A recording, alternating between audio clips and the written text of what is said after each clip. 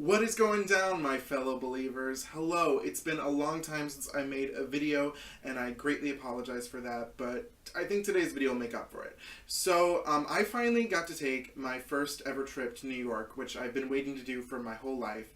And on March 12th and March 16th, I had the blessed opportunity to go and see the Cher Show live on Broadway. I didn't intend to see it twice. I'll get into that a little later, but it's kind of cool how I did get to see it twice.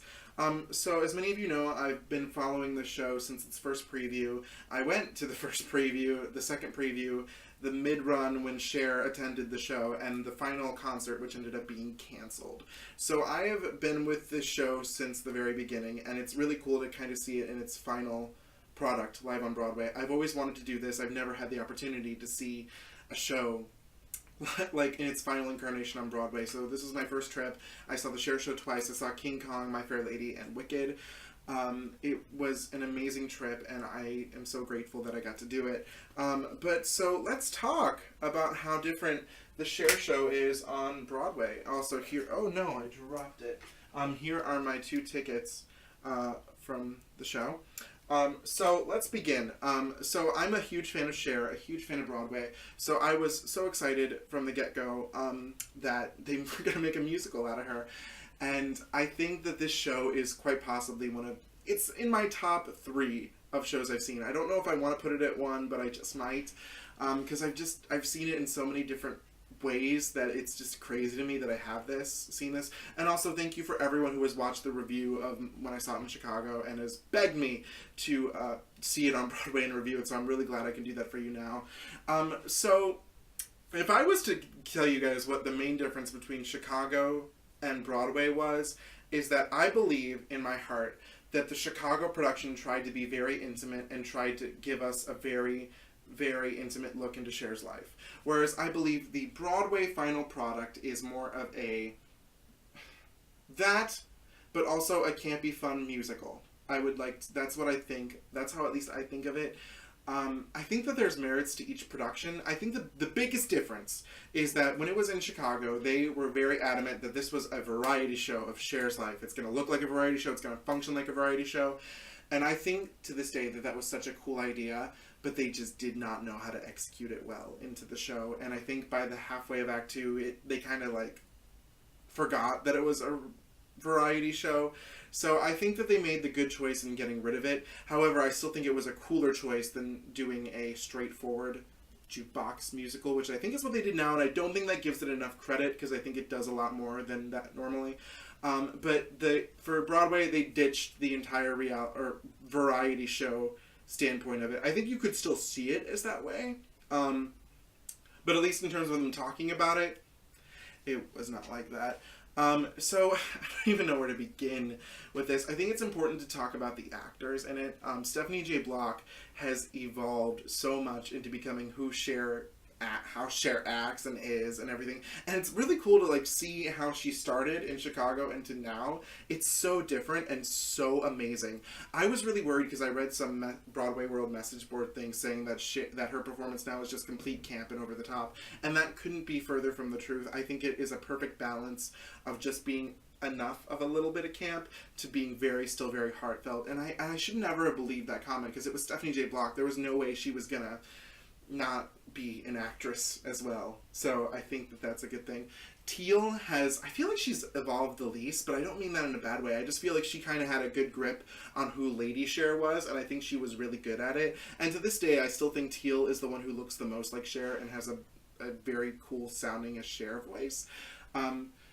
So I really like that. I feel kind of bad for Teal, though, in a sense, because they took away a lot of Teal's material that she had in the second act, which I get by, and I also am kind of confused by at the same time. And Michaela Diamond has really also evolved really well into the younger Cher. I think I was kind of harsh on her in my first review where I said she sounded the least like Cher.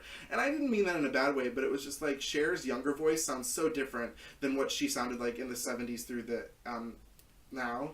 And I think she's found a good balance of that and being the younger Cher. And I really like what she's done. I feel like she's really evolved into it, and I think she's really good in the role, and I really liked her a lot. I feel like I liked her by the time I saw it on Broadway, I feel like I finally was into her aspect of the show, and I really like that. I will have to say, though, for Jared Spector and Emily Skinner, they knew what they needed to do from day one, and they are still doing it, and they are just some of the fun, fantastic things to watch about the show, especially Jared. He steals the show in I Got You, Babe. Every time I've seen it, when he starts singing, the audience just starts clapping, because it's just, like, so nostalgic. For the other two guys, I still think... Oh God, what's his name? If I saw it, Matthew Zick. I'm so sorry if I butchered that terribly, which I just did. He's still really good. I feel like he was another person who knew what he had to do and did it. And then I love Michael Campiano as Rob Camilletti. I think he is my favorite boyfriend that she has. But I'm gonna get more into that. So in terms of structure of the story. I think Act 1 is very similar to how it was in Chicago with a lot of tweaks, but it still follows the same grid or guideline that I think that the first act needed to follow. So in Chicago, it opened up and it was like a Believe rehearsal. And this is like not even the original opening, but I'm not going to get into that because that was completely different. But basically, it was like a rehearsal. Cher wasn't there, and they're like, Cher, we need you on set. And then she is like in her dressing room, and she's like, well, this is a variety show of my life, so let's have some variety. Ladies and gentlemen, Chers. And like all the Chers appear. And then she's like, okay, we're going to go back to the beginning. Let's do this, bitches.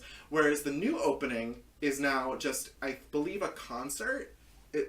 From how they make it set up, and it's like her opening, and it's like, if I could turn back time. And it's this big opening production number. She's wearing the original Turn Back Time outfit with these new wings that Bob Mackie designed. Oh my god, I loved that. And then afterwards, she's like, I wish I could turn back time. Oh wait, I can. And then the two other Chers appear, and then we kind of get forward on our story. And it follows the same footing a little bit. Emily Skinner now sings the one song, why it's escaping the tip of my tongue. You Better Sit Down, Kid. Instead of her dad singing it to her. And I think they just cleared a lot of things up just for making it work in the function it needs to do. Because realistically, Act 1 is just the story of Cher from childhood to when she decided to leave Sunny. Like, I feel like they had a clear where they knew they needed to go by the end of this act. So I feel like that was very helpful to them. And they gave... I think the only major difference with it, they added a new segment. So where Sunny and Cher rise to fame in terms of like being a variety show act for TV, they made it a little harsher. I think in Chicago they showed that they had to perform in Vegas and that it wasn't great. It was not a good time for them because the audiences were terrible. And they had like this long sequence of it. Whereas, and they sang After All before it, and they kind of did that as well. Whereas for Broadway, they decided, let's just make this go a little quicker, and I think that worked out in favor. So they now sing a medley of When the Money's Gone and All or Nothing. And they kind of make the rise to stardom again look a little easier than it actually was. But I think they also gave Teal a good segue into being Lady Cher, going from Babe to Lady, and I like that. Now, Act 1 I feel works really well. Act 2... I still think is a little bit of a mess. Not in terms of the way it was in Chicago, where it was just like the elements disappeared.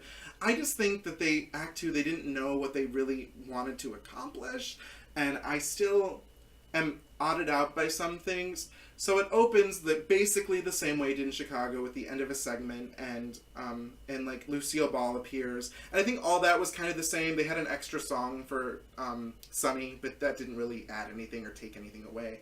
And so now, basically, after Lucille Ball was like, fuck Sunny, and you're going to have your own show. So it would then open...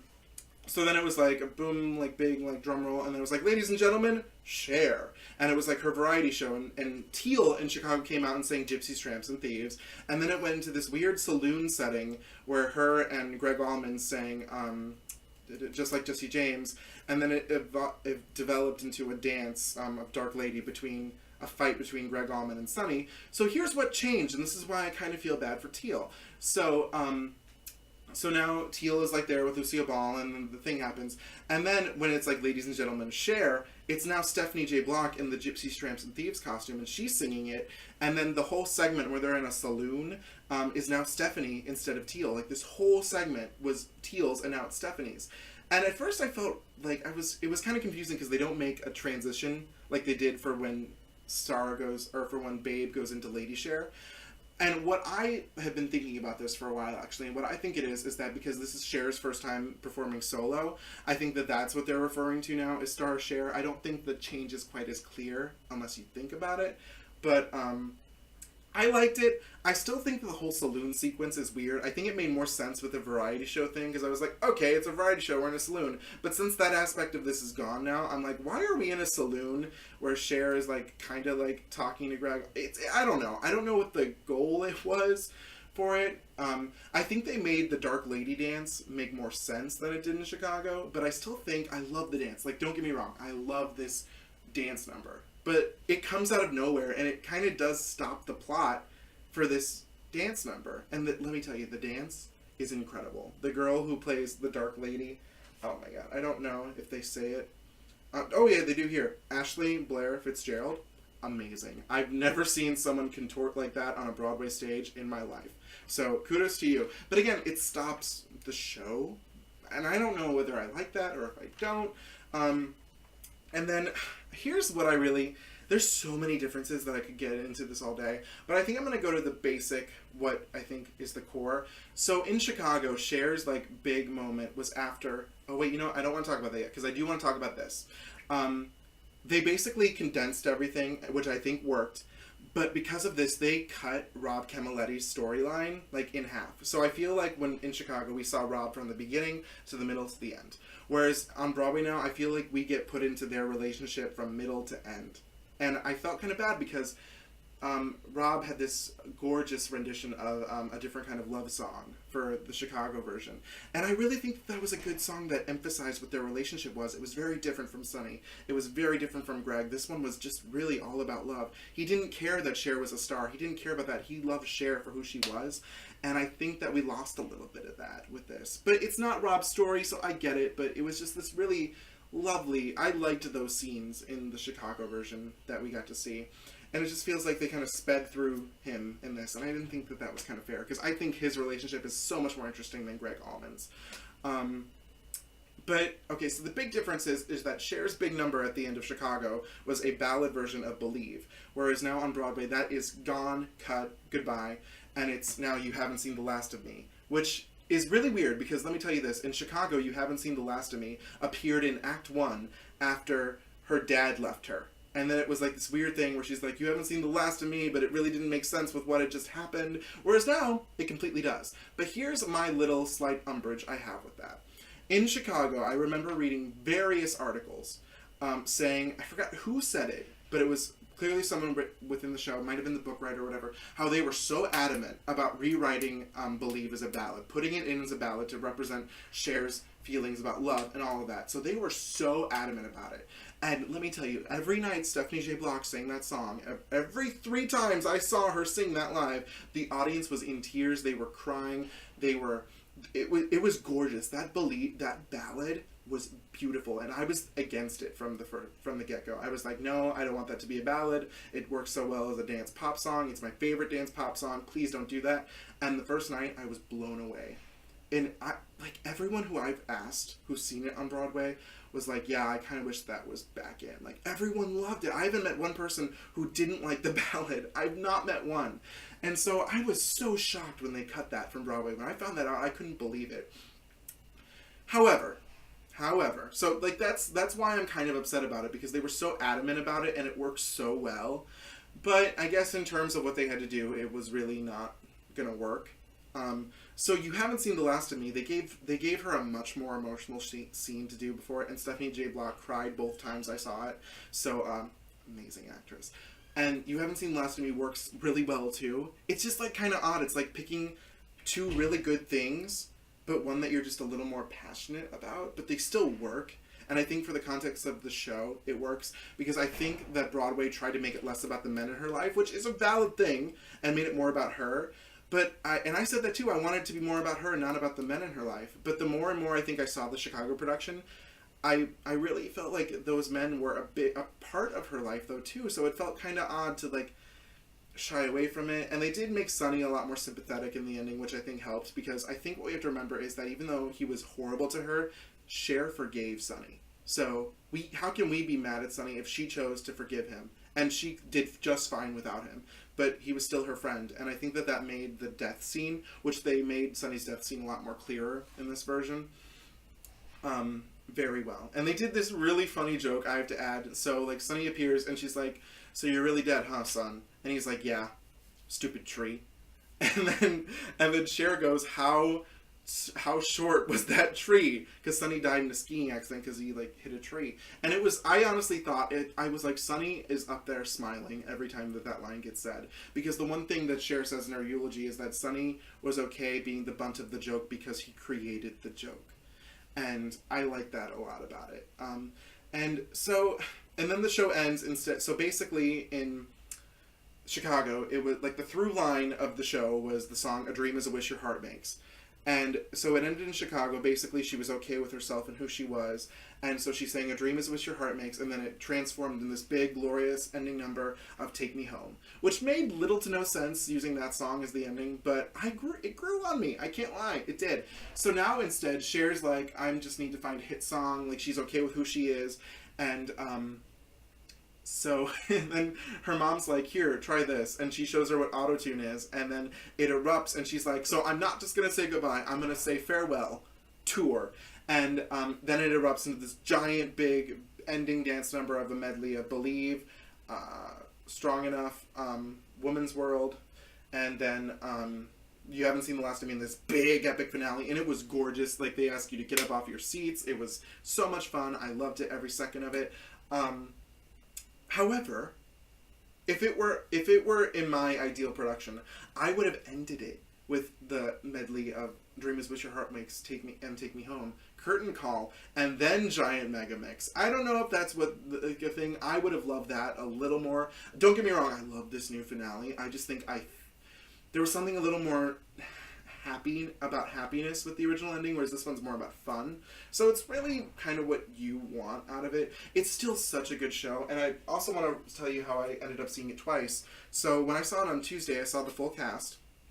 But then before I left, I stayed an extra night in New York. Dee Rossioli was on for Lady Cher all weekend, and I wanted to see Dee in any of the Star or Lady for a long time, because she was my first Elphaba, so I kind of feel like this fangirlness when I hear her name. And so she was on, and so I ended up winning the lottery for it. So I ended up seeing Dee as Lady Cher, and she was really good. I think, because this was her first weekend on for Lady, she's gone on for Stephanie a couple of times. I think Dee is just like, I feel like she had a kind of a rough start in the beginning. And not, rough is the wrong word, but I think she was just feeling it out a bit. And then when she got into it, I felt that she was just as good as Teal in the role. So it was an honor to see you, Dee, in the role, because you were great. And Teal, you're great too. I love this cast. I think it's such a perfectly cast show. And I also saw Angel Rita as, I believe that's how you say her name. Another former Elphaba. I love all the former Elphabas who are in the show. As her mom, Georgia Holt, and I thought she did a really good job too. It was just really interesting seeing different people in these roles. So yeah, this review is already getting very long. But basically, if I would say what I loved about the Cher Show is that I just love that this is telling Cher's story. Cher is honestly the most important woman in pop music. She's done so much. She is the goddess of pop. Cher is the goddess of pop. Madonna is the queen of pop, and Britney Spears is the princess of pop. And I think when you focus on someone like Cher, who's really done it all and who could do anything more and better than these artists today could, it's just so nice to hear her story and know what she went through. And this poster is just gorgeous. So yeah, I still love the Cher Show. I think if it goes on tour, they still have a couple things that they could change. But I think as it is right now, it works exactly with what it needs to do, and it's doing something so much more interesting than all jukebox musicals do. I love the fact that it's the three Chers and how they interact and help each other throughout life, and I think it's so cool. It's so different. So yeah, if I would say go see the Cher Show as soon as you can. It will not disappoint you. It's a lot of fun. Like I said, the cast is amazing. They're so nice at the stage door. I want to give a shout out to Tiana, who's in the cast again. She's one of the dancers. She is just so nice, so sweet, and go look her up as Elsa in Frozen Light with the Hyperion, because she was really good in that. But again, the cast, so nice, so sweet. I just love this show. And I love whatever they try and do with it, because no matter what, they could have just had Stephanie J. Block come out and said, I'm Cher, bitches, and it would have been better than a lot of other Broadway shows that are on right now. So, yeah, the Cher Show, go see it. You won't be disappointed. It's so much fun. And I think that's where I'm going to end it. So, yeah.